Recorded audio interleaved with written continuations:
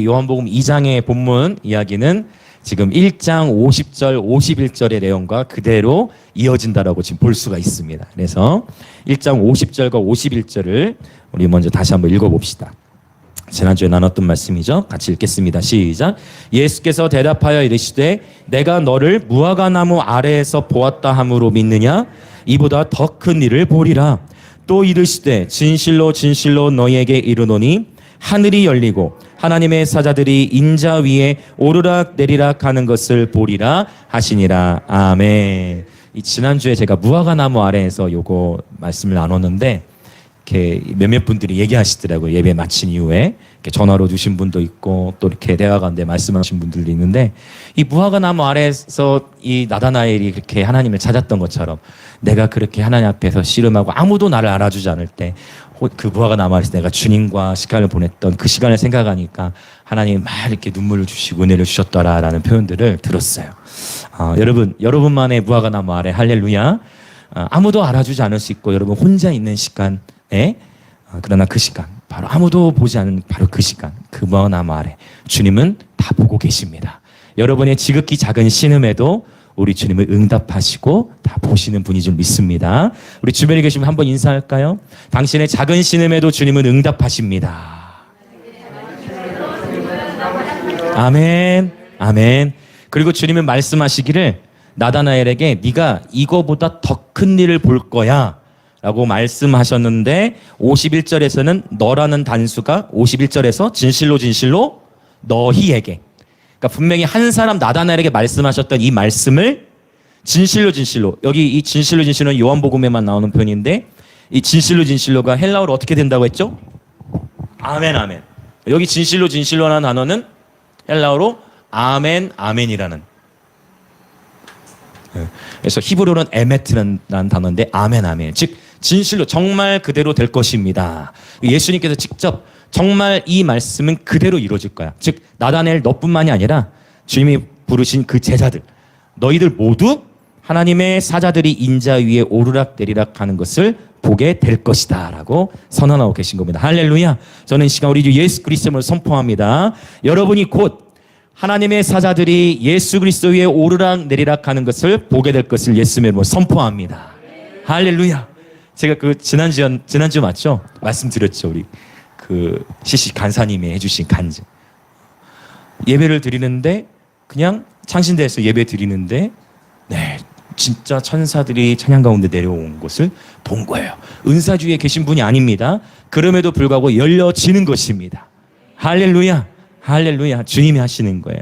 그리고 오늘 이 본문 요한복음 2장에서는 보다 더 구체적인 어떠한 일들이 일어나는 것입니다. 그것을 이제 나다나엘뿐만 아니라 제자들이 실제 보게 되는 것이죠. 물이 곧 포도주로 바뀌는 놀라운 기적. 하나님만이 하실 수 있는, 창조주만이 하실 수 있는, 메시아만이 하실 수 있는 놀라운 기적이 일어난 것입니다. 우리에게는 어려워 보이지만 물을 포도주로 바꾸는 게 우리에게는 불가능하지만 하나님에게는, 여러분 자연적인 것이나 초자연적인 것이나 하나님에게는 똑같아요. 우리에게는 어려워 보이지만 하나님이 한번 하시면 되는 것입니다. 할렐루야. 우리 주님은 말씀으로 온 인류를 창조하신 분입니다. 아멘. 그분은 이제 메시아이시죠. 자, 이제 너희가 이것을 보게 되리라 라고 말씀하신 이후에 그로부터 2장 1절 이제 들어갑니다. 2장 1절. 자, 1절 다시 읽겠습니다. 시작. 사흘째 되던 날 갈릴리 가나에 혼례가 있어 예수의 어머니도 거기 계시고. 오케이. 자, 나다나엘이 어디 사람이라고 했죠? 갈릴리 가나. 요한복음 21장 2절에 보면 가나라는 지역은 사실 요한복음에 나오는데 이 나다나엘이 가나 출신이라는 것을 요한복음 21장에서 언급해요. 그래서 나다나엘이 지금 가나 출신인데 지금 주님께서 사흘째 되던 날 나다나엘 만나시고 나서 3일 지난 뒤에 어디에 이제 가시는 거예요? 갈릴리 가나에 가게 됐어요. 갈릴리 가나에 이제 결혼식이 있었어요. 혼례가 있었어요. 근데 거기에 이미 예수의 어머님은 계셨고요.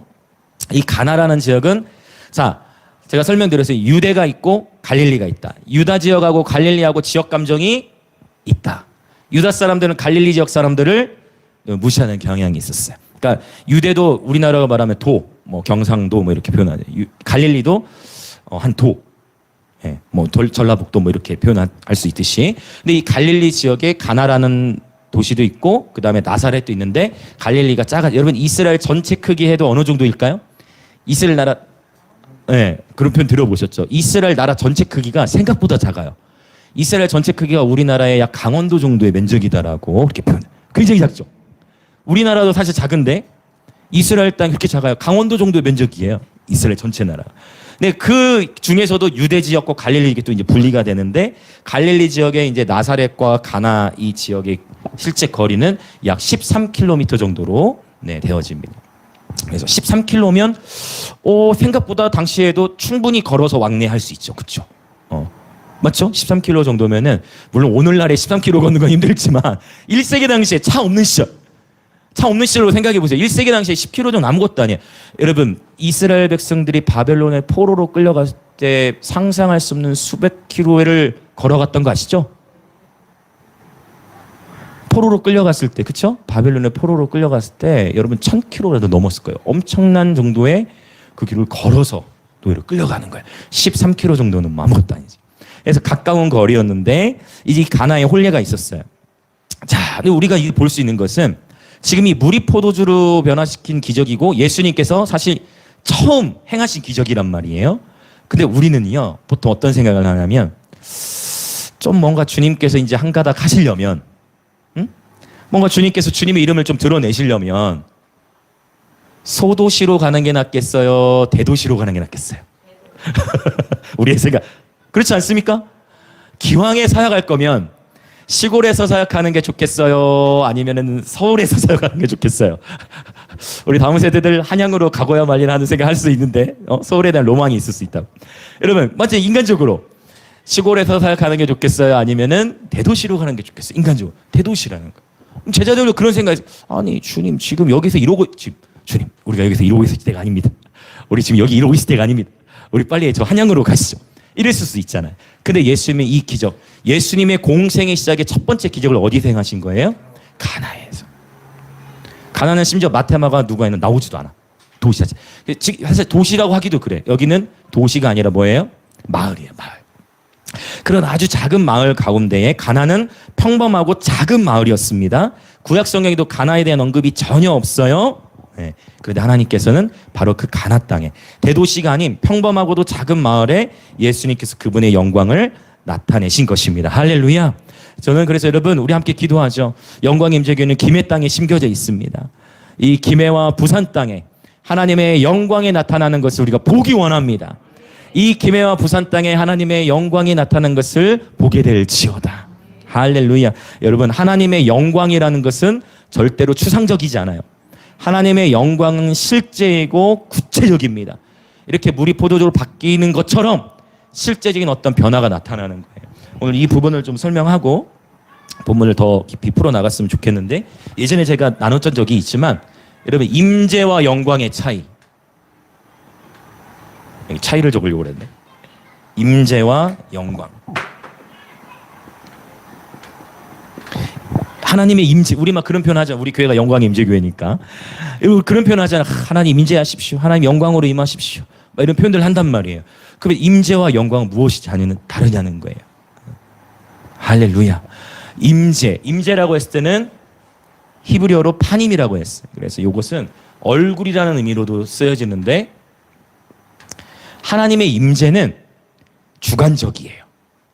그리고 추상적이에요. 이 얘기는 뭐냐면 같은 이 공간 안에 있어도 지금 하나님의 임재가 지금 두터워요 라고 느끼는 사람도 있고 난 모르겠는데 이러는 사람도 있는 거예요.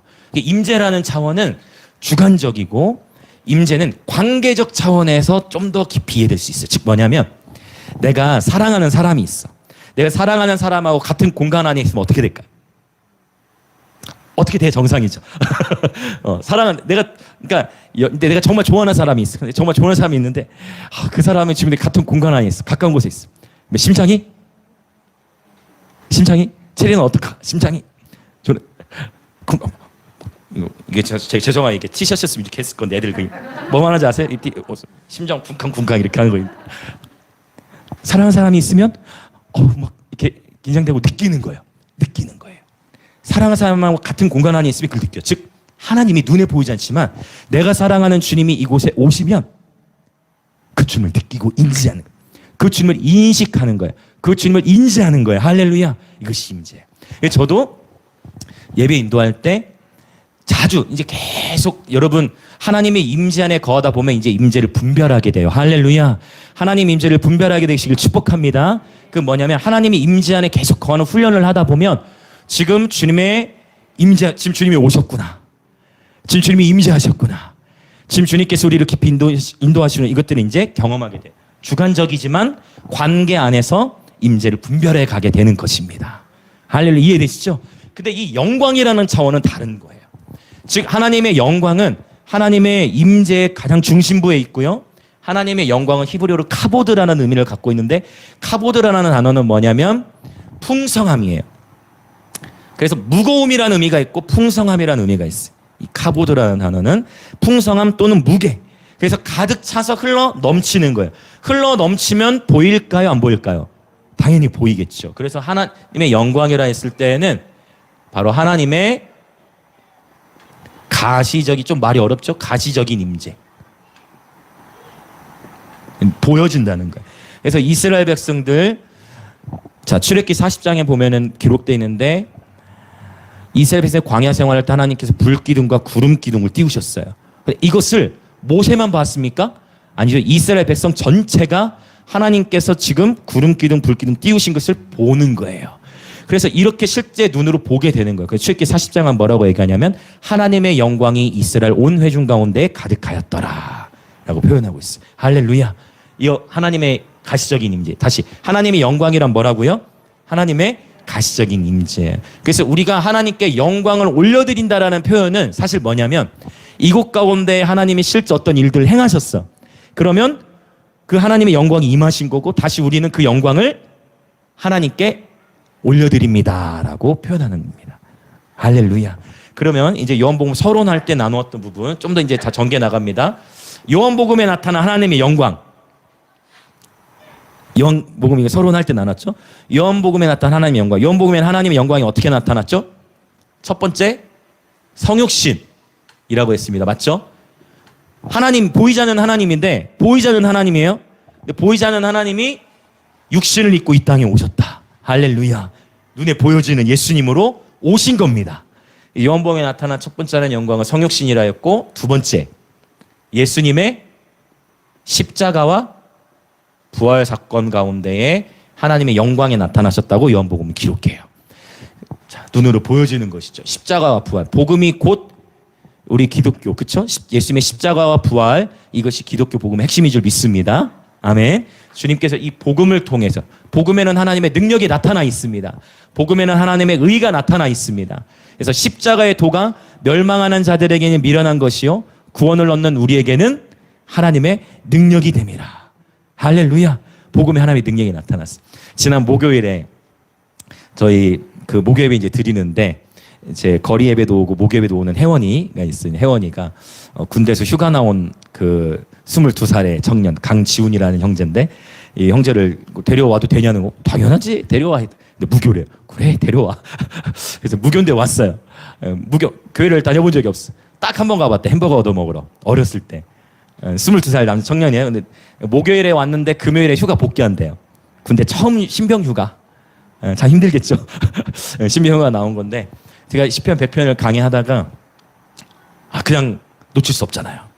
그래가지고 100편 강의하다가 메시지를 반절만 하고 복음을 전했어.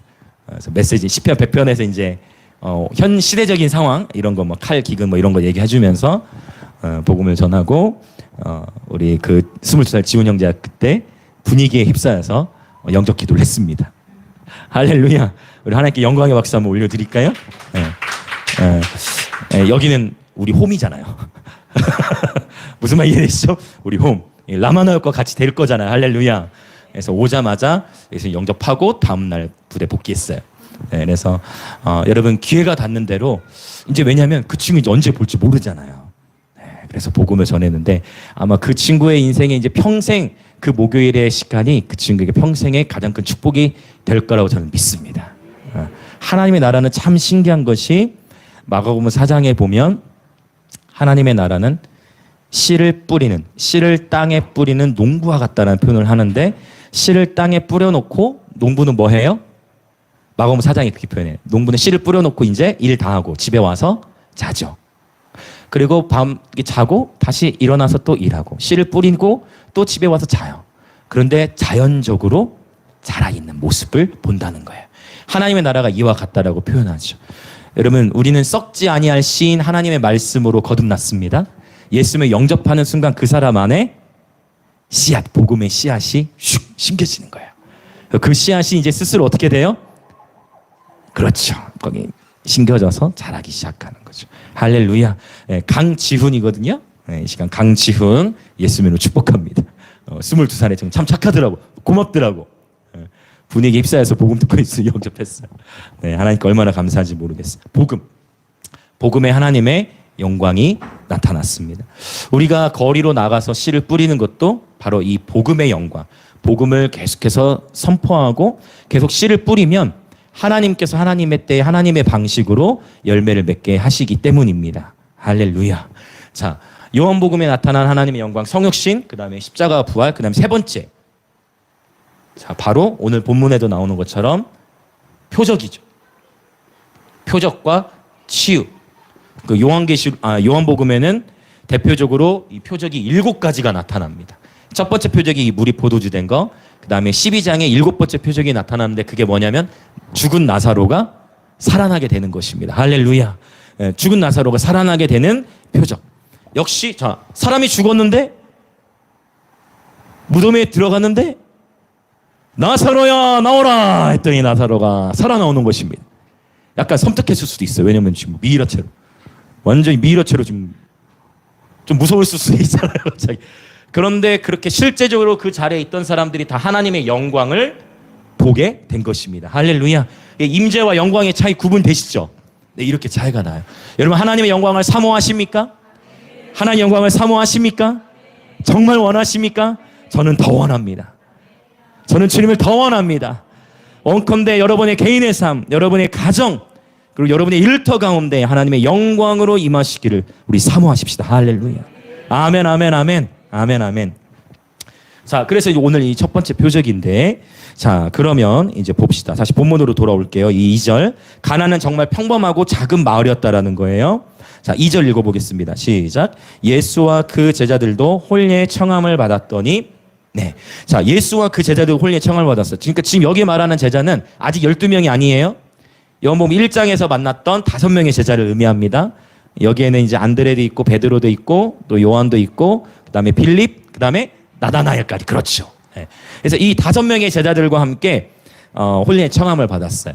이 유대 민족에서는 결혼식을 며칠 동안 할까요? 결혼 축제를. 유대인은요, 우리는 결혼식 한 1시간, 1시간만 끝나는데 이스라엘에서는 결혼식 잔치를 약 7일 동안 해요. 놀랍죠, 여러분? 결혼 잔치를 7일 동안 해요. 그래서 가나 이 작은 마을 안에 지금 이제 엄청난 축제가 벌어진 거예요. 결혼식을 며칠 한다고요? 축제를? 잔치를 7일 동안 해요. 자, 그런 상황이에요. 예수님의 제자들이 다 왔어요. 자, 3절 같이 읽어보겠습니다. 시작. 포도주가 떨어진지라 예수의 어머니가 예수에게 이르되 저들에게 포도주가 없다 하니. 결혼식 잔치에서 특별히 1세기 문화 안에서 이 포도주는 굉장히 귀했어요. 근데 여기 조금 이제 설명이 필요할 것 같은데, 여기서 말하는 포도주는 오늘날 우리가 마시는 술하고 완전히 다릅니다. 이거 꼭 정리를 해야 될 것 같아요. 오늘날 우리가 마시는 술은 알코올, 그렇죠? 오늘날 우리가 그 술의 성분을 더 추가하는데 이 1세기 당시에는 물이 너무나 귀했어요. 그래가지고 포도 주스라고 생각하시면 돼요. 그리고 뭐를 어떻게 첨가한 것이 아니라 말 그냥 자연적으로 그냥 놔두다 보니까 발효가 되어지는, 어쩔 수 없이 과하게 마시면 취할 수 있는 그러한 여지는 있지만 오늘날 우리가 시중에서 판매되는 술과는 다른 차원의 그런 포도주다라는 것을 꼭 기억하셨으면 좋겠어요. 이 유대인들이 혼인 잔치를 7일 동안 하는데 이 결혼 잔치에서 포도주가 떨어졌다라는 것은 굉장히 큰 신뢰가 될 수 있는 것입니다. 유대인들에게 있어서의 이 포도주는 기쁨을 상징했어요. 그래서 아가서라든지 이런 데 보면은 이런 표현들이 나오는데 바로 이 포도주는 기쁨을 상징했는데 포도주가 지금 이 결혼식 잔치 기간에 지금 떨어졌다? 그래서 손님들의 큰 신뢰가 되는 것입니다. 근데 지금 예수님의 어머니께서 뭔가를 이렇게 포도주 떨어진 걸 미리 안 것으로 봤을 때 아마도 예수님의 어떤 가문 안에서 열린 어떤 친척의 예수님의 가문, 친척의 이제 결혼식이었지 않았을까 그렇게 생각을 해볼 수가 있어요. 어찌됐든 예수님께서 어떤 책임을 맡고 있어 보이고요. 예수님께서 지금 예수님 어머니께서 예수님에게 예수님이라고 하진 않았겠지. 예수야, 예수야, 포도주가 없다 이렇게 얘기했겠죠. 네. 좀 어색하죠? 예수야 이렇게 하셨을 건데 마리아도 예수야, 포도주가 없다라고 얘기를 하니까 4절에 예수님의 대답이 굉장히 좀 퉁명스럽게 보입니다. 자, 4절 읽어봅시다. 2장 4절 시작. 예수께서 이르시되 여자여 나와 무슨 상관이 있나이까 내 때가 아직 이르지 아니하였나이다. 이게 지금 사실 이제 우리 문화에서 이렇게 그냥 들어오면 굉장히 충격적이에요. 지금 자식이 지금 뭐 하는 거예요, 엄마한테? 그러니까 이런 거예요. 유린이가 지금 엄마한테 엄마라고 불러야 될 때 여자요 이렇게 하는 것 같아. 그런 거예요, 여러분. 우리 자녀들 입장이고 좀 굉장히 황당하죠. 그게 황당한 거예요. 여자요. 엄마한테 여자요 이렇게 해가지고 표현하고. 지금 반대로 지금 예수님께서 여자요. 그러면서 아니 지금 나와 그게 무슨 상관이에요? 굉장히 뭔가 이렇게 조금 이게 아들답지 않은 그쵸? 굉장히 까칠해 보이는 그런 대답으로 지금 하고 있는 것을 보게 되는데 이때 예수님께서 이렇게 표현했음에도 불구하고 뭐라고 이 자식아 하는 게 아니고 그쵸? 마리아 뭐라고 이 자식아 하고 예수님한테 하시는 게 아니고 마리아의 반응이 너무 신기해요. 자, 마리아의 반응이 어떻습니까? 이제 한번 볼까요? 5절 읽어봅시다. 시작. 그의 어머니가 하인들에게 이르되 너희에게 무슨 말씀을 하시든지 그대로 하라 하니라. 그러니까 바로 이거예요. 그냥 일반적으로 만약에 아들이 엄마한테 갑자기 여자요 나와 무슨 상관이 있습니까? 이렇게 표현했으면 그것은 정말 큰 지금 도전하는 거죠. 부모의 권위에. 근데 지금 여기서 예수님이 이렇게 표현을 하시고 사실 이 표현을 예수님께서 하시기 전에 마리아가 예수님께 포도주가 없다라고 표현하셨던 것은 뭔가 예수님에게 뭔가를 기대하신 거예요. 마리아가 예수님께 뭔가를 기대한 거예요. 자, 그런데 이 예수님이 여자여 나와 무슨 상관이 있나이까라고 표현했을 때 마리아가 놀래기는커녕 오히려 하인들에게 그 연회에 이제 우리 뷔페 같은 데 가보면 이제 종업원들 있잖아요. 그런 하인들에게 예수께서 뭐라고 말씀하시니 너희는 그대로 행하라라고 오히려 그렇게 예수님의 편에 서서 오히려 예수님을 신뢰하는 표현을 하게 된 것을 보게 되어집니다. 이렇게 마리아가 표현하게 될 수 있었던 것은 마리아는 자신의 뱃속에 예수님을 실제 잉태하였고 실제 이 자리에 어머니도 계시지만 실제 통증을 느끼고 실제 해산의 고통을 느끼고 예수를 낳았지만 내 자식이 아니라 누구였다는 걸 알았다는 거예요. 메시아셨다는 걸 알았다는 거죠. 요한복음에는 표현이 안 됐지만 누가복음 우리 이 말씀 한번 찾아보겠습니다. 누가복음 마리아에 관한 이야기 잠깐 보고 넘어갑시다. 그러니까 예수님께서 이렇게 말씀하실 때 뭔가 마리아는 이제 뭔가 정말 주님의 때가 되었나? 라고 생각을 하게 된 것 같아요. 누가복음 1장 26절부터 38절을 보면 자, 이제 가브리엘 천사가 이 마리아에게 찾아옵니다. 그래서 27절 한번 26절부터 읽어 나가 볼까요? 시작. 여섯째 달에 천사 가브리엘이 하나님의 보내심을 받아 갈릴리 나사렛이란 동네에 가서 다윗의 자손 요셉이라 하는 사람과 약혼한 처녀에게 이르니 그 처녀의 이름은 마리아라. 그에게 들어가 이르되 은혜를 받은 자여 평안할지어다 주께서 너와 함께 하시도다 하니 처녀가 그 말을 듣고 놀라 이런 인사가 어찌함인가 생각하매 천사가 이르되 마리아여 무서워하지 말라. 내가 하나님께 은혜를 입었느니라. 보라 내가 잉태하여 아들을 낳으리니 그 이름을 예수라 하라. 그가 큰 자가 되고 지극히 높으신 이의 아들이라 일컬어질 것이요 주 하나님께서 그 조상 다윗의 왕위를 그에게 주시리니 영원히 야곱의 집을 왕으로 다스리실 것이며 그 나라가 무궁하리라. 자, 계속 읽어나갑니다. 마리아가 천사에게 말하되 나는 남자를 알지 못하니 어찌 일이 있으리이까. 천사가 대답하여 이르되 성령이 내게 임하시고 지극히 크신 이의 능력이 너를 덮으시리니 이러므로 나실 바 거룩한 이는 하나님의 아들이라 일컬어지리라. 아멘. 처녀라는 표현을 계속 강조해. 그러니까 마리아는 지금 약혼, 누가 약혼했습니까? 요셉과 약혼했죠. 그런데 지금 처녀라는 표현이 강조되고 있어요. 한 2번 나오죠. 그러는 가운데 천사가 나타나가지고 네가 잉태하게 될 거야. 성령으로 잉태하게 될 거야. 그리고 그 아들의 이름을 예수라는데 그가 곧 메시아야. 표현한 거예요. 마리아 입장에서 이거 굉장히 황당한 표현이에요. 왜냐하면 여러분 처녀가 아이를 가졌다? 이것을 1세기 당시 문화 안에서는요. 그 여인을 어떻게 할 수 있었을까요? 그 여인을 돌로 쳐 죽일 수가 있었어요. 합법적으로. 그리고 지금 뿐만 아니라 지금 약혼한 사람이 있죠. 요셉. 요셉이 나중에 이걸 알았잖아요. 요셉의 입장에서도 이것은요. 역시 당시 1세기 문화 안에서 어떻게 돌로 쳐 죽일 수 있는 합법적인 권세가 되어진 그런 이슈예요. 그래서 지금 굉장히 위험을 감수해야 되는 거예요. 지금 분명히 가브리엘 천사는 마리아에게 뭐라고 해요? 네가 큰 은혜를 입었다. 너 진짜 큰 은총을 받았다. 근데 마리아의 개인의 삶은 지금 어떤 상황이에요? 인간적으로 보면 돌에 맞아 죽을 수 있는 상황이에요.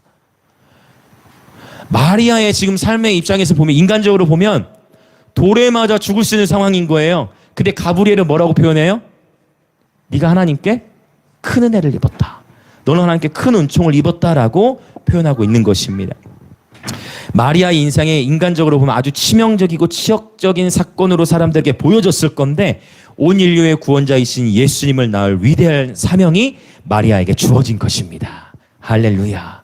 근데 세상의 많은 사람들에게 큰 치욕을 당하지 않도록 뭐를 하게 하셨어요? 결혼을 하게 하신 거예요. 남편이 있었죠. 근데 예수님은 바로 요셉과 마리아가 동침해서 태어난 아이가 아니고 처녀의 몸일 때 이미 성령으로 잉태되어진 것이죠. 할렐루야.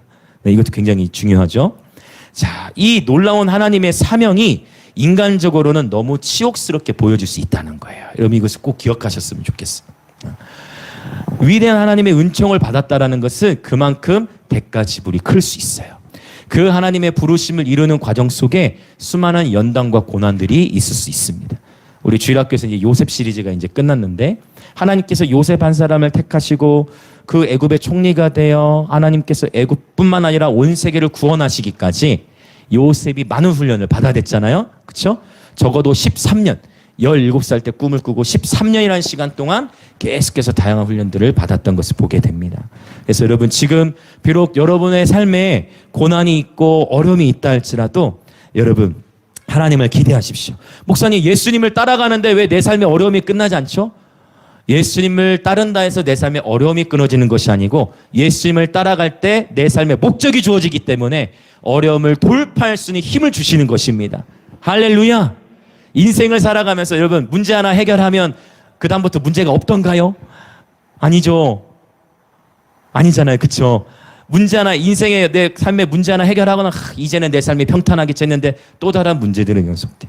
근데 주님과 함께 할 때 그 문제들을 바라보는 시각이 달라지는 것입니다.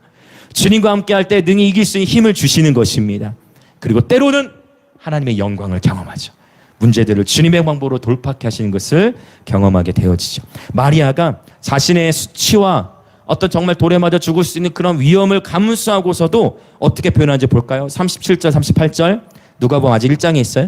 37절, 38절 시작. 대저 하나님의 모든 말씀은 능히 하지 못하심이 없느니라. 마리아가 이르되 주의 여종이오니 말씀대로 내게 이루어지이다 하매 천사가 떠나가니라. 아멘. 하나님께서 저와 여러분에게 무엇인가를 말씀하실 때 종의 모습으로 반응하는 저와 여러분 되길 원합니다. 주의 여종이오니 말씀대로 내게 이루어지이다. 하나님께서 저와 여러분에게 말씀하실 때에 기꺼이 종의 마음으로 받으시길 예수님의 이름으로 축복합니다. 아멘, 아멘. 여러분 이 마리아라는 이름은 마리아라는 이름은 히브리어로 출애굽기 많이 나와요. 히브리어로는 이건 헬라어고 히브리어로 마리아가 어떻게 부르냐면 미리암이에요. 출애굽기 여러분 미리암 누군지 아시죠? 모세의 누이. 이런 표현. 오, 뭔가 인사이트가 확 왔지. 그래. 홈런이냐 혹시 에미라? 자, 오케이. 자, 미리암. 근데 이 미리암 마리아의 이름의 뜻은 어떤 의미가 있냐면 높다라는 의미가 있어요. 높다. 마리아는 자기 자신을 낮췄죠. 그래서 하나님 말씀하세요. 스스로 자기를 낮추는 자는 하나님께서 높이세요. 스스로 높아지고자 하는 자를 하나님은 낮추십니다. 할렐루야. 마리아는 표현해요. 내가 주의 여종입니다. 주의 말씀대로 이루어지이다. 하나님께서 놀라운 은총을 주셨는데 온 인류 가운데에 마리아와 똑같은 부르심을 받은 사람은 없죠. 단 한 명. 마리아. 온 지구상의 인구, 지금까지 수십억의 인구가 돌아왔는데 마리아와 똑같은 부르심 받은 사람이 없어. 유일하게 단 한 번 받았던 부르심. 바로 메시아이신 예수님을 잉태하고 예수님께서 30세가 되기 전까지 예수님 기저귀 갈고 예수님 먹이고 예수님을 키웠던 그 놀라운 부르심을 이 마리아에게 하나님이 주셨던 것입니다. 이 사명 마리아가 잘 감당하죠. 할렐루야. 물론 천주교에서는 그래서 이 마리아를 너무나 귀히 여기다 보니까 천주교에서는 이제 여기 잘못 나간 거예요. 어떻게? 마리아 숭배 사상으로 가게 돼. 마리아 숭배 사상으로 가게 된 가장 큰 이유가 바로 오늘 본문 때문이에요. 이제 오늘 본문으로 다시 돌아와 봅시다. 오늘 본문 때문이야. 왜냐? 지금 예수님 뭐라고 말씀하셨어요? 4절에 내 때가 아직 이르지 아니었다 했잖아요. 근데 하나님의 때가 이르지 않았다라고 했는데 주님이 기적을 행하셨네. 정말 마리아가 위대하구나 이렇게 돼서 천주교에서는 마리아를 이제 숭배하는 것까지 가게 되는 교리로 이렇게 가게 됐죠. 자, 여러분 지금 이 4절 요한복음 2장 4절로 다시 돌아왔어요. 예수님의 이 말씀을 통해서 마리아는 무엇을 느낀 거냐면 마리아는 확실한 거예요. 이제 때가 됐구나. 뭐냐? 이제 예수님께서는 지금 이 마리아에게 하는 이 말씀은 마리아의 아들로서 하시는 말씀이 아니고 주님으로서 말씀하시는 겁니다. 오케이? 할렐루야. 지금 예수님께서 이 2장 4절에 말씀하시는 거는 마리아의 지금 아들로서 말씀하시는 게 아니고 마리아의 주님, 메시아로서 대답하고 계신 것입니다. 그래서 2장 4절에 말하는 여기 내 때가 아직 이르지 아니하였다. 여기서 내 때라는 표현이 요한복음에 참 많이 등장해요. 이 때라는 표현 요한복음에 참 많이 등장하는데 요한복음에서 말하는 이 때, 내 때, 여기 말하는 이 때는 어떤 때를 가리키냐면 예수님의 십자가를 지실 때를 가리키고 있어요. 요한복음 전체 문맥 안에서 나타납니다. 아직 십자가를 지실 때는 당연히 아니죠. 내 때는 아직 이르지 아니하였다라고 표현하고 있습니다. 그리고 어머니는 하인들에게 너에게 예수께서 무슨 말씀을 하시든지 그대로 하라. 자, 이제 6절로 가봅시다. 6절 시작. 거기에 유대인의 정결 예식을 따라 두세 통 드는 돌 항아리 6이 놓였는지라. 오케이. 자, 정결 예식이 있었다네요. 유대인들 가운데에. 이건 뭐냐면 유대인들은 음식을 먹기 전에 항상 손을 또 어떤 손님의 집에 들어갈 때 항상 손을 씻습니다. 또는 발을 씻어요. 그래서 여기 말하는 돌 항아리는 뭐냐면 바로 정결 예식. 손을 씻거나 발을 씻는 거예요. 집 안에 들어오기 전에. 그런데 보면은 사실은 흙으로 만든 토기도 많이 썼는데 여기서 돌 항아리라고 표현하고 있죠. 이것은 뭐냐면 아무래도 여러분 흙으로 만든 토기가 더 깨끗하겠어요? 아니면 돌로 만든 토기가 더 깨끗하겠습니까? 네, 당연히 돌이겠죠. 그래서 이제 정결 예식을 따라서 두세 통 드는 돌 항아리를 이제 혼인 잔치에 놓았어요. 잔치에 참여하는 사람들 손 씻고 들어오는 거예요. 자, 그런데 이제 7절 여기서부터 이제 기적의 문화가 이제 보이기 시작하는 거예요. 자, 7절 읽어봅니다. 시작. 예수께서 그들에게 이르시되 항아리에 물을 채우라 하신즉 아기까지 채우니. 자, 지금 이제 돌 항아리 6이 있었습니다. 예수님께서 뭐라고 지금 말씀하시냐면 그 항아리에 물을 채워넣어요. 예수님의 어머니께서 지금 뭐가 없다고 표현한 거예요? 포도주가 없다고 했죠. 그러면 뭐를 채워야 돼요? 포도주를 채워야 하잖아요. 그래 예수님께서는 그 항아리에 뭐를 채우래요? 물을 채우라는 거예요. 여러분 돌 항아리가 이 당시 시대적인 상황을 보면 돌 항아리 6개라고 했죠. 이 돌 항아리가 약 어느 정도 담을 수 있었냐면 약 40리터. 학자들의 일치된 견해. 약 몇 리터요? 40리터. 여러분 그럼 결코 작지 않습니다. 통 하나에 40리터. 이걸 킬로그램으로 무게로 바꾸면 아마 한 40kg 가까이 될걸요? 그렇죠? 40kg, 한 통에 40kg, 6통이니까 꽤 많은, 굉장히 많은 양의 물을 항아리에 담으라고 시키신 거예요. 항아리에 물을 채워라. 그래서 예수께서 말씀하신 대로 이 하인들이 좀 대단한 것 같아. 하인들이 물론 이 하인들의 입장에서는 당연히 뭐 주인의 말에, 주인과 연결된 사람의 말에 따라야 되겠지만 하인들이 진짜 물을 항아리에 채웁니다. 하인들의 입장에서 이제 생각해 보는 거예요. 당연히 주인 그룹이 시켰으니까 순종해야 되지만 하인의 입장에서 보면 생각이 들었겠죠. 아니 지금 포도주가 없는데? 지금 포도주가 없는데 물을 채우라고? 그것도 조금만 채우는 것도 아니야. 돌 항아리 6개에다가 물을 다 채우래. 항아리 하나당 40리터 정도 되는데 그걸 다 채워야 돼. 아니 지금 물이 필요한 게 아니라 포도주가 필요한데 하인들은 예수님이 지금 메시아이신 걸 알아요, 몰라요? 모르잖아요, 하인들은. 마리아는 알지만 하인들은 모르잖아요. 예수님 메시아시라는 걸 모르다는 거예요. 그러니까 하인들의 입장에서는 예수를 향해서 예수 메시아인 걸 당연히 모르니까 야 진짜 저 예수 또라이 아니야? 이렇게 생각했을 수 있다는 거예요. 제가 예수님 뵀다는 얘기가 아니고 주님 예수 또라이 아니야? 라고 생각했을 수 있는 거예요. 하인들의 입장에서는 전혀 말도 안 되는 일을 해야 됐던 거예요. 그런데 이 하인들을 보면은요, 진짜 순종을 하게 되는데, 여러분, 어떻게 표현합니까? 물을 하인들이 어디까지 채워요? 아기까지죠. 주님은 뭐라고 하셨어요? 물을 채우라 했거든요? 근데 하인들은 채우되 어디까지 채워요? 아기까지 채워요. 그래서 이 하인들이 마리아가 시킨 대로 정말 예수의 하라는 명령대로 다 행했는데, 이 하인들의 태도를 봤을 때, 여러분, 이게 굉장히 우리 삶에 살아가는 데서 굉장히 중요한 이슈인데, 때때로 우리가 인생을 살아가면서 저와 여러분이 이해할 수 없는 하나님 말씀을 주실 때가 있어요. 하나님께서 너 이렇게 하라는 말씀을 주실 때 주님 그건 저와 상관없잖아요. 주님 포도주가 필요합니다. 항아리에 물을 채워라. 주님 그것과 상관없는 것 같아요. 주님 포도주가 필요합니다. 항아리에 물을 채워라. 주님 저 돈이 필요합니다. 말씀을 먹어라. 주님 저 돈이 많이 필요합니다. 가서 너 저기 가서 기도해라. 주님 돈이 필요하다고요. 너 저기 가서 말씀을 먹어라. 우리가 필요한 것을 알았는데, 그렇죠? 주님은 뭔가 다른 말씀을 하시는 것 같아요. 주님 그것과 무슨 상관입니까? 지금 포도주가 필요한데 왜 물입니까? 하인의 입장에서는 따질 수 있다는 거예요. 근데 하인들은 순종을 했죠. 여러분 때때로 기억하세요. 여러분 우리가 인생을 살아가는 여정 속에 내가 감당할 수 없는 아픔과 어려움을 겪을 때, 특히 그때 내가 이해할 수 없는 하나님의 말씀, 하나님 순종하라는 말씀을 주실 때 그때도 순종하시길 축복합니다. 다 이해되지 않더라도 하나님의 말씀에 순종하시길 축복합니다. 요한복음에 나타난 사상 중에 하나가 네가 믿으면 하나님의 영광을 보리라 해요. 할렐루야. 주님이 말씀하신 나사로 요한복음 12장 네가 믿으면 하나님의 영광을 보리라. 옆에 계신 분들 인사합시다. 당신이 믿으면 하나님의 영광을 볼 것입니다. 여러분 지금 이 물을 포도주로 바꾸신 사건은 실제 있었던 일입니다. 할렐루야. 하나님의 위대하신 기적의 주 하나님이세요.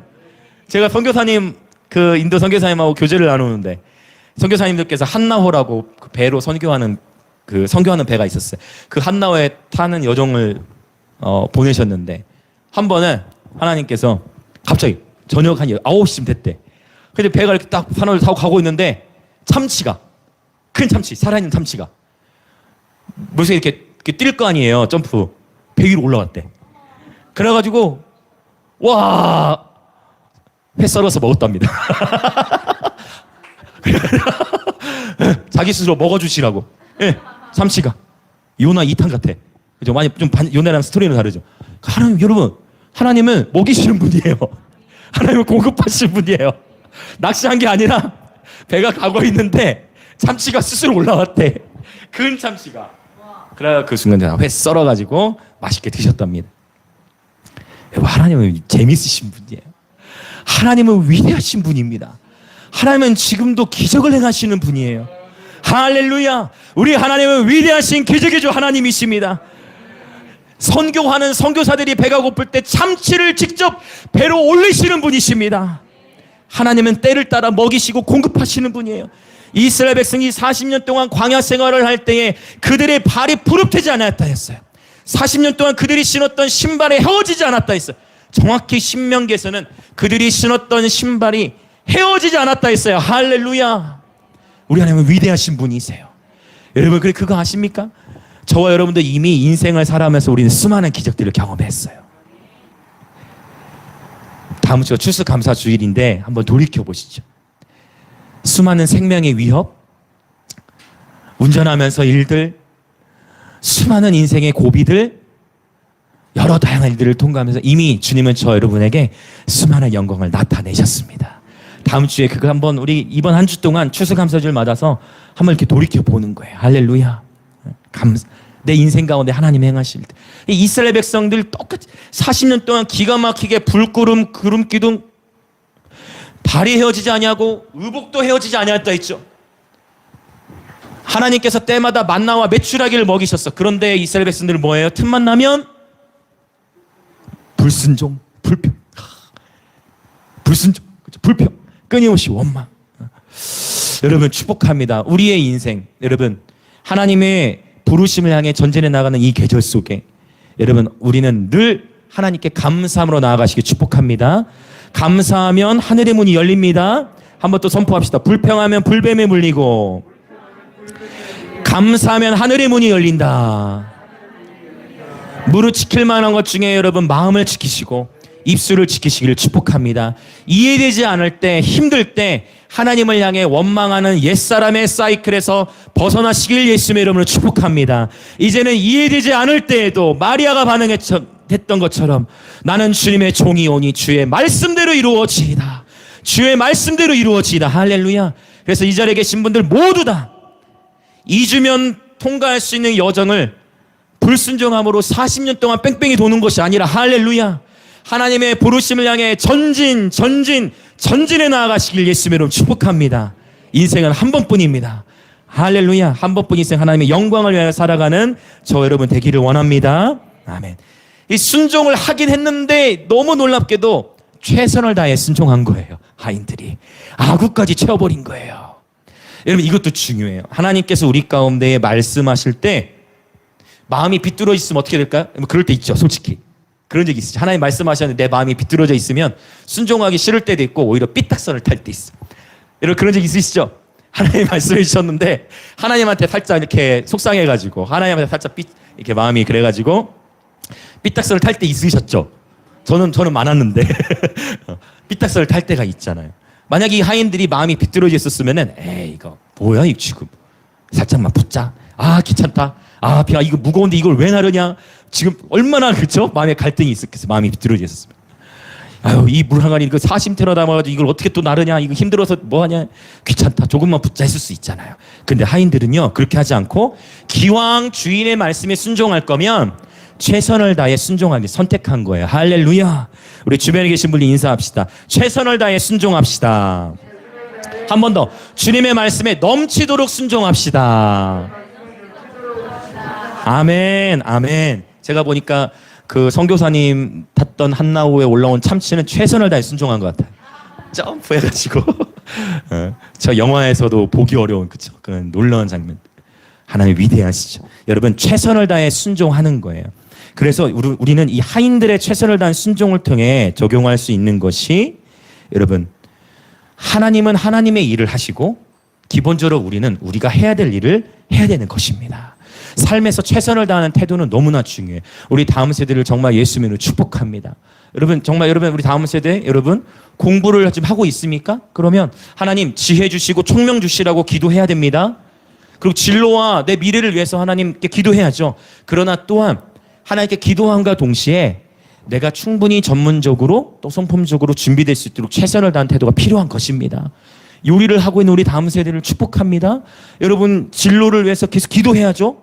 그러나 기도만 하는 것이 아니라 기도도 하고 내 요리의 영의 전문성을 키워야 되는 것이죠. 할렐루야. 음악하는 우리 다음 세대를 축복합니다. 진로와 미래를 위해서 기도해야죠. 그리고 또한 전문성을 키우고 하나님 앞에서 최선을 다해 순종하고자 하는 태도를 우리는 훈련해야 되는 것입니다. 우리 모든 어른들 우리 축복합니다. 우리가 여러분 다 가정을 돌보고 계시고 또 일터에 계신 분들 우리의 가정과 일터 가운데에 하나님이 임하셔야죠. 하나님께서 주관하셔야 되죠. 그러나 또한 우리는 최선을 다해 섬겨야 되는 것입니다. 오히려 우리 그리스도인들이 더 섬겨야 되는 것입니다. 오히려 우리 그리스도인들이 더 낮아져야 되는 것입니다. 때로는 일터에서 더 억울할 수 있고 더 손해볼 수도 있지만 그러나 우리가 더 최선을 다해야 되는 것입니다. 이 순종, 최선을 다하는 태도와 기도가 함께 작동할 때 하나님의 영광이 나타나는 것입니다.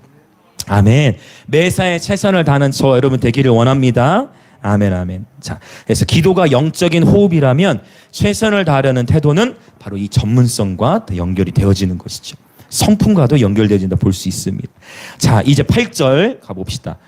8절 시작. 이제는 떠서 연회장에게 갖다 주라 하심에 갖다 주었더니.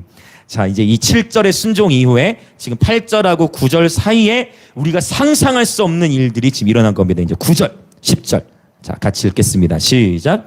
연회장은 물로 된 포도주를 맛보고도 어디서 났는지 알지 못하되 물떠온 하인들은 알더라. 연회장이 신랑을 불러 말하되 사람마다 먼저 좋은 포도주를 내고 취한 후에 낮은 것을 내거늘 그대는 지금까지 좋은 포도주를 두었도다 하니라. 아멘. 이 연회장은 아마도 혼인잔치를 담당한 어떤 이 신랑의 친구 정도 됐을 건데요. 연회장은 당연히 하인들이 뭐가 좋은 줄 알아요. 지금 당연히 그냥 포도주를 가져온 줄 아는 거예요. 물 담았던 거는 연회장은 못 봤죠. 그래서 이렇게 고백하는 거. 그런데 맛을 봤더니 그냥 보통 포도주가 아니야.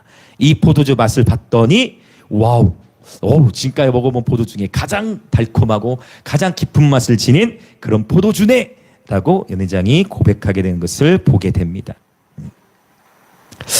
기적이 일어난 것입니다. 여러분, 주님이 한번 하시면 기적이 일어나는 줄 믿습니다. 주님이 한번 행하시면 모든 일은 쉽게 가능합니다. 우리 주님 정말 위대하신 기적의 주 하나님이십니다.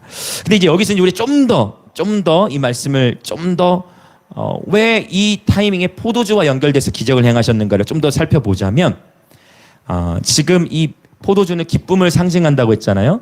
구약 성경에 보면 메시아가 올 때 또는 부흥의 때에 약속한 세 가지가 있어요. 이게 이제 예레미야 31장에도 나타나고 요엘 2장에도 나타나요. 그건 뭐냐면 여호와의 복, 곧 곡식과 새 포도주와 곡식과 새 포도주와 하나가 더 있네. 여호와의 복, 곧 곡식과 새 포도주와 하나가 기억이 안 나네. 잠시만요. 곡식과 새 포도주와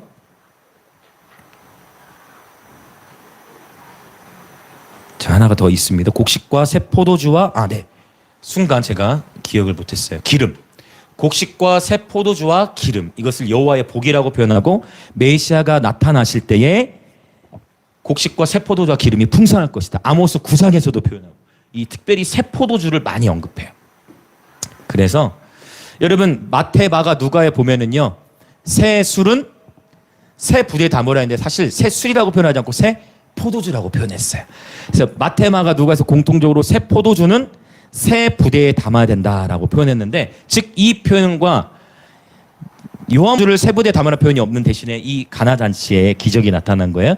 지금 이것은 무엇을 말씀하시냐면 이제 예수님께서 이 땅에 오셔서 바로 비로소 공생애가 시작되면서 이제 새로운 시대가 열렸다라는 거예요. 이제 새 시대가 열렸고 누구든지 예수 그리스도를 받아들이는 자들은 곧 새로운 피조물이 되었다라고 선언하는 것입니다. 할렐루야. 그래서 특별히 의도적으로 주님께서는 그렇잖아요. 첫 번째 행하시는 표정인데 뭔가 더 의미 있게 주님이 행하고 싶으셨을 건데 그 위대하신 주님께서 첫 번째 표적으로 선택하신 것이 곧 물을 포도주로 바꾸는 바로 이 표적이었던 것입니다. 할렐루야. 그래서 즉 나는 이제 내가 곧 바로 세상에 온 메시아다라는 것을 주님께서 이 표적을 통해서 나타내고 계신 것입니다. 네, 이것이 궁극적으로 이 본문을 통해서 하나님께서 나타내고자 하셨던 그런 의미입니다. 내가 곧 메시아다. 메시아 되심을 이 표적을 통해 나타내셨어요. 자, 이제 우리 마지막 11절 보고 같이 기도하도록 하겠습니다. 11절 시작. 예수께서 이 첫 표적을 갈릴리 가나에서 행하여 그의 영광을 나타내심에 제자들이 그를 믿으니라. 아멘. 예수님께서 하신 말씀과 삶을 보고 메시아이신 줄 알았던 제자들은 예수님께서 행하신 표적을 보고 예수님을 더욱 신뢰하게 된 것입니다. 그렇죠? 11절 뒷부분에 제자들이 그를 믿으니라라고 표현하는 것을 볼 수가 있습니다. 그런데 여기서 마지막 놀라운 것은 뭐냐면 주님께서 이 영광을 나타내셨던 바로 이 집안의 이름, 이 집안의 이름 누구 집이었을까요? 성경에 나오지 않습니다. 이 얘기는 뭐냐면 여러분, 하나님께서는요 그분의 영광을 정말 평범한 가정의 결혼식 가운데에 나타내신 것입니다. 그 얘기는 서두에도 제가 나눴던 것처럼 바로 하나님께서는 저와 여러분의 가정 가운데에 평범해 보이고 즉히 일상적인 가정의 모습이지만 하나님께서는 저와 여러분의 가정 가운데에도 이 놀라운 하나님의 영광을 나타내실 수 있습니다. 중요한 것은 저와 여러분이 준비되는 것인데 이 하나님께서 첫 표적을 나타내실 때 세 가지가 맞아떨어진 거예요. 첫 번째는 주님의 말씀이 있었고, 그리고 마리아의 신뢰가 있었어요. 그리고 물도온 하인들의 순종이 있었습니다. 이 세 가지가 함께 하모니를 이루어서 주님의 영광이 나타난 것입니다. 할렐루야, 할렐루야. 이 시간 같이 함께 우리 기도하겠습니다.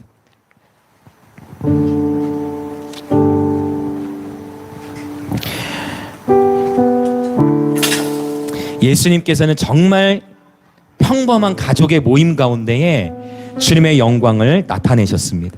이 주님의 영광이 나타나시기까지 마리아가 주님을 향한 전적인 신뢰를 지니고 있었고요. 물도온 하인들은 최선을 다해 순종의 태도를 보였습니다. 우리가 인생을 살아가면서 예기치 못한 어려움과 갈등, 아픔들을 겪습니다.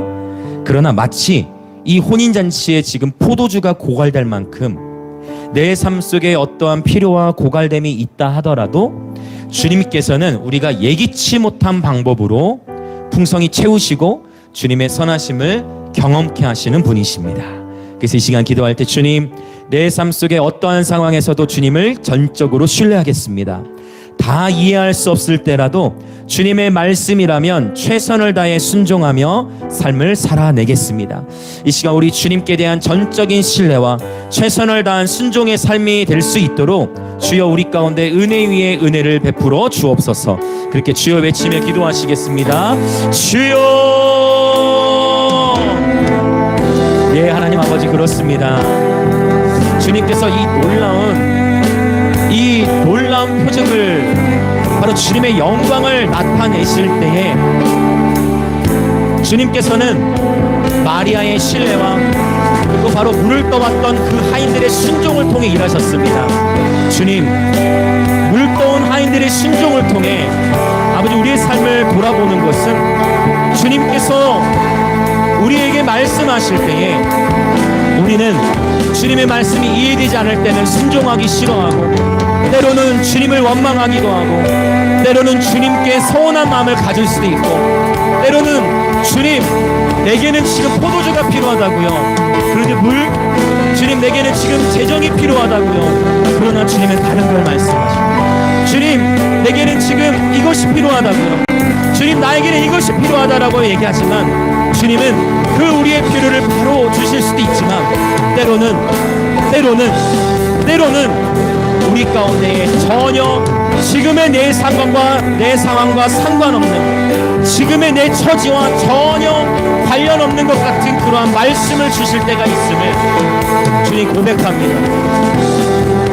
내 삶 속에 정말 이해할 수 없을 것 같은 주님, 그러한 때에도 주의 말씀 앞에 최선을 다해 순종하는 삶의 태도가 있을 수 있도록 주님을 우리의 마음을 새롭게 하여 주시옵소서. 주님, 또한 물을 채우되 이 하인들은 그 항아리의 아기까지 가득히 채웠던 항아리에 물을 채울 때 주님, 우리가 주님 앞에 주님의 말씀에 순종하는 삶의 태도가 적당히 순종하는 것이 아니라 그냥 눈치 보며 조금 순종하는 것이 아니라 그냥 적당히 그냥 순종하는 것이 아니라 최선을 다해 순종하는 예배자들이 될지어다. 최선을 다해 하나님 말씀에 순종하는 예배자들이 될지어다. 하나님, 최선을 다한 순종 가운데에 주님의 영광을 나타내신 선하신 주님을 찬양합니다. 할렐루야, 할렐루야, 할렐루야. 할렐루야. 우리 한 번 더 기도합시다. 어쩌면 저와 여러분의 모두 개인의 삶과 가정 가운데에 우리는 하나님의 개입하심이 필요합니다. 이 가나 혼인잔치가 열렸던 이 기적이 일어났던 집이 누구의 집인지도 성경은 기록하잖아요. 지극히 평범한 집입니다. 그러나 바로 그 평범한 집 가운데 유대 땅도 아니었고요, 탁월한 바리새인과 사두개인들의 집도 아니었고요, 위대한 종교 지도자의 집도 아니었고요, 그냥 평범한 가정 가운데에 주님은 주님의 영광을 나타내셨습니다. 오늘 여러분 하나님의 영광을 사모하십니까? 하나님의 영광을 향한 갈망이 있으십니까? 하나님은 저와 여러분의 개인의 삶과 가정 가운데에 지극히 평범해 보이는 이 우리의 가정 가운데에 하나님의 영광으로 임하실 것입니다. 영광의 하나님을 기대하십시오. 그리고 주께서 나에게 무엇이라 말씀하시더라도 그 주님 말씀하시는 대로 순종하고자 하는 순종의 삶을 살아가겠습니다. 주님, 나의 삶 가운데에, 나의 가정 가운데에, 우리의 공동체 가운데에, 내가 속한 직장과 일터 가운데에 하나님의 영광을 나타내시어 영혼들을 주께로 돌이키게 하여 주옵소서. 주님께서 영광으로 임하실 영적 환경을 준비합니다. 우리의 삶을 내어드려 주님을 전적으로 신뢰하며 주님의 영광이 임하실 수 있도록 나의 삶의 영적 환경을 바꾸기 원합니다. 성령이 우리의 가정과 일터 가운데 주님의 영광으로 임하여 주옵소서. 그렇게 주여 외치며 기도합시다. 주여. 아멘, 아멘.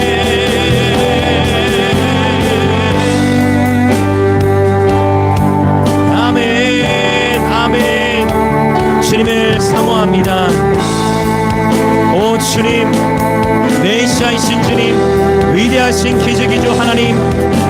주님을 따른다는 것은 온 우주 만물의 창조주를 따른다라는 것이요, 주님을 따른다라는 것은 우리 왕, 우리 전부가 되신 주님을 신뢰할 때에 창조주가 되시고 위대하신 주님께서 능히 하지 못할 일이 없으신 주님께서, 말씀만으로도 세상을 창조하신 주님께서 내 삶 속에 어떠한 일이라도 행하실 수 있음을 우리가 고백합니다. 주님, 우리가 보기에는 물이 포도주로 바뀌는 것이 너무나 큰 기적이지만 주님은 물을 포도주로 바꾸는 것이나 그냥 포도주를 마시는 주님에게는 그것이 기적이 아니요, 주님에게는 모든 것이 자연스러우시듯 오늘 우리가 주님의 마음 안으로 들어가 주님을 기대하는 마음으로 살아가기 원합니다. 오늘은 또 주님께서 내 삶 속에 어떠한 일들을 행하실까? 이번 한 주간도 주님은 내 삶 가운데 어떠한 일들을 행하실까? 이번 한 달도 주님은 내 삶 가운데 어떠한 일들을 행하실까? 주님을 기대하십시오. 주님을 사모하십시오. 주님의 영광을 사모하십시오. 주님을 기대하십시오. 주님, 나는 미약합니다. 주님, 우리는 지극히 평범한 가정입니다. 그러나 주님이 오시면, 주님이 주인 되시면 비범해지는 가정이 되듯 주님 오시옵소서. 왕이신 예수님, 내 삶의 주인이 되어주시고, 왕이신 예수님, 우리 가정의 주인이 되어주시고, 왕이신 예수님, 영광의 임재교회의 주인이 되시고, 왕이신 예수님, 내가 속한 일터 가운데에 오시옵소서. 왕이신 예수님, 이 도시 가운데 오시옵소서. 주님의 영광을 사모하나이다. 할렐루야. 아멘, 아멘, 아멘, 아멘. 주님, 예기치 못한 때에 예기치 못한 방법으로 주님만의 일을 행하신 주님, 언제나 하나님의 말씀 앞에 다 이해할 수 없을 때라도 순종함으로 살아가는 우리 모든 영광의 임재교회 가족들 되게 하여 주시옵소서. 할렐루야, 할렐루야, 할렐루야. 아멘, 아멘. 오 주님 감사합니다. 주님은 이 위대하신 기적을 저 사람들이 많고 많이 모이고 부유한 땅에서 행하실 수 있었음에도 불구하고 아무도 알아주지 않고 아무도 눈여겨보지 않던 작은 한 마을 안에서 주님이 세일을 행하셨습니다. 주님, 우리 영광의 임재 교회를 이 김해 땅에 세우시고 아버지, 이 자리에 비록 세상이 보기에는 아무도 세상은 눈여겨보지도 않는 정말 작은 예배당에 모여 우리가 이 시간 예배를 드리는데, 그러나 주님, 우리는 주님의 영광이 목마릅니다. 우리는 주님의 영광을 사모합니다. 주님, 주님의 영광을 사모합니다. 우리 영광 임재 모든 지체들의 가정 가운데에 주님의 영광으로 임하실 수 있도록 오늘 물도온 하인들의 순종의 태도가 우리 영광 임재 모든 지체들에게 있게 하여 주시옵소서. 전적으로 주님만을 신뢰하는 마리아의 신뢰의 태도와 전적으로 주님의 말씀에 최선을 다해 순종하고자 하는 이 물도온 하인들의 태도가 우리 삶 속에 성품적으로 입혀져서 하나님께서 영광으로 임하실 수 있는 영적 분위기가 미리 조성되게 하여 주시고, 그렇게 주님께서 영광을 나타내실 때에 다시금 주님께 영광을 올려드리며 수많은 영혼들에게 주님 행하신 일을 간증하고 증인의 삶을 살며 주님 찾으시는 추수의 일꾼으로 살아가게 하여 주옵소서. 주님을 기대합니다. 우리의 가정과 학교와 일터 가운데에 하나님의 나라가 임하시옵소서. 할렐루야. 오늘도 주 앞에 기쁨과 감사함으로 예물을 드린 모든 몸의 지체들 하늘의 신령한 목과 땅의 기름진 복으로 축복하여 주시고, 주의 몸된 교회는 북한과 감비아와 인도를 넘어 계속해서 대한민국과 열방을 섬기며 계속해서 더욱 선교하는 교회가 될 수 있도록 재정의 기름을 부어 주옵소서. 지금은 우리 주 예수 그리스도의 은혜와 하나님 아버지의 놀라우신 사랑과 성령 하나님의 감화 감동 교통하심이 전적으로 주님의 말씀을 신뢰하고 최선을 다해 주의 말씀에 순종하는 삶을 살기로 결단하여 하나님의 영광을 보게 될 우리 영광의 임재 교회 모든 성도들과 오늘 이 예배에 참여하는 그리스도의 몸의 모든 지체들 가운데에 지금으로부터 영원토록 함께 있을지어다.